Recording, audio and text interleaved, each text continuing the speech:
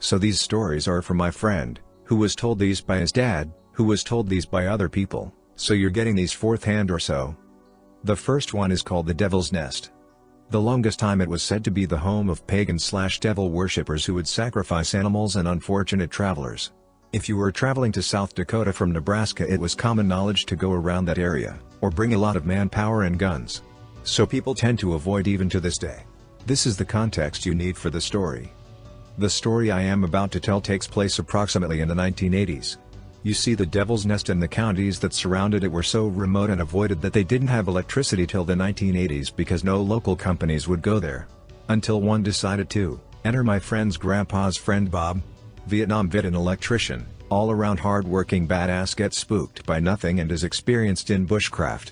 His company was hired to put up power lines. Now on this particular day his partner called in sick, so he had to head out in the dense brush alone to set up power lines. He left his truck and was setting up power lines, and after a while he got lost.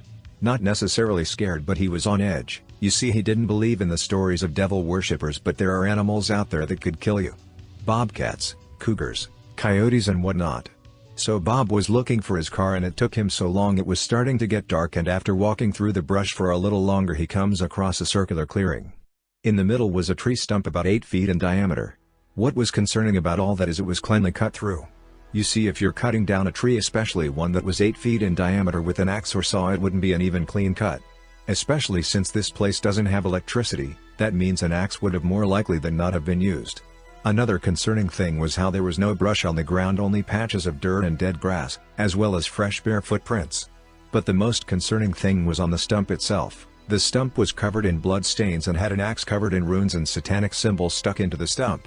Now Bob, being the man he was, figured the only way anyone is gonna believe this is if he takes the axe. So he takes and leaves the area and eventually gets in his truck. Now he's spooked, rightfully so. So first thing he does is pull into a gas station and calls the cops. They say they'll look into it, and he then calls his boss and tells them what happened and that he's heading home and he'll turn in the truck later. Finally he calls his wife and tells her what happened and asks her to reheat dinner. When he gets home he has dinner, spends some time with his wife and heads to bed. A few hours later he hears someone outside breaking into his truck. So as any good American does, he grabs his gun and his flashlight and heads outside.